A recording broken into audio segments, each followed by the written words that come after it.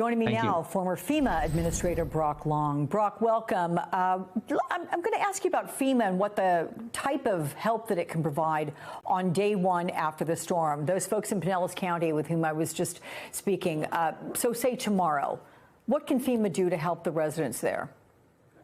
Well, FEMA has actually been pretty involved for the last few days, pre-positioning teams and equipment and commodities in various locations. And what they typically have done over the last 48 hours is move those teams to Maxwell Air Force Base, positions in Orlando, positions in Atlanta. They have people in Columbia, for example.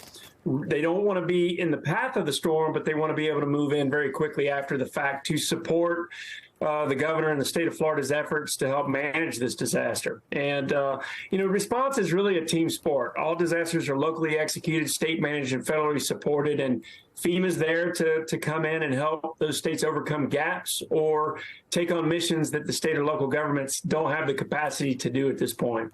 What about residents who've lost everything or certainly returning or not be able to return to uninhabitable homes? I mean, how quickly can they get housing? How do they go about getting that? Housing doesn't come very quickly in the terms of manufactured homes from FEMA and those types of things. What will typically happen is that, a disaster declaration would be put in place by the President of the United States, which would include individual assistance, which would help to offset some of the initial costs that disaster victims are experiencing. But the goal would be, how do we make the home safe, sanitary, and functional, right? And try to keep people where they are. If the home is obliterated and gone, most likely they're with friends or family or in a county shelter, which is not ideal. And so you want to eventually turn on transitional shelter assistance, which would allow allow FEMA and the state to be able to move and mobilize people to local hotels or rental vacancies, areas where there's rental vacancies, to get them in a more suitable, stable situation. The long-term housing may not come for months. Mm-hmm. The number of trailers, for example, just don't exist. Right. They have to be bought or mobilized or brought into the community, and it takes some time. Can I ask you about rebuilding, though?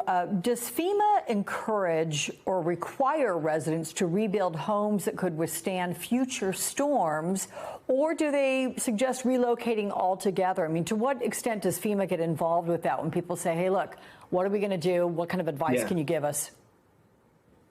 This is a conversation that needs to be had with Congress, the insurance industry, emergency managers, and local and state leaders. The bottom line is that as a nation, we need to wake up and realize that we have to do more when it comes to proper land use planning, passing proper building codes, and a lot of people don't like that, but they work.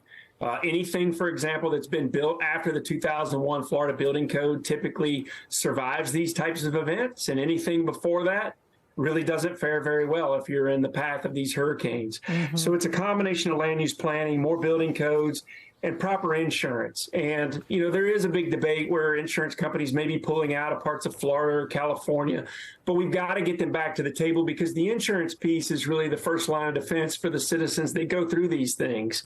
And when they pay into a system, it should be there for them in times like this. So it's a combination of things that have to be happening. And sometimes we're our own worst enemy.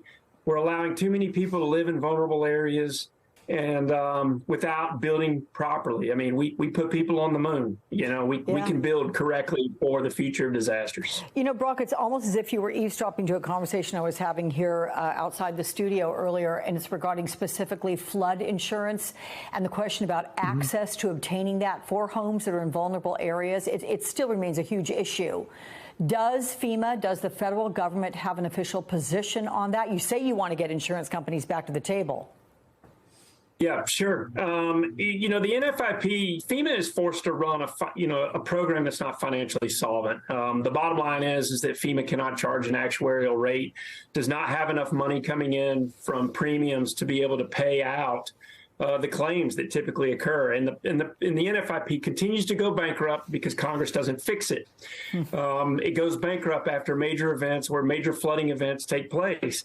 Honestly, one of the things that's got to change is we've got to stop focusing on a flood map, whether you're in a map or outside of a map, because What I've learned in my career and what most emergency managers will tell you, any house can flood regardless of where it is.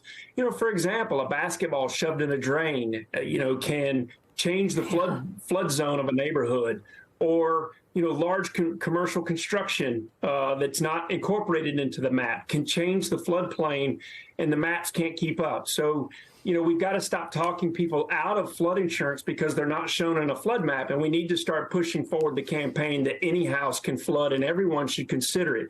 The more policies you have, the more, nationwide, the more stable the program comes and its ability to pay out when needed. And so there's some simple fixes, in my opinion.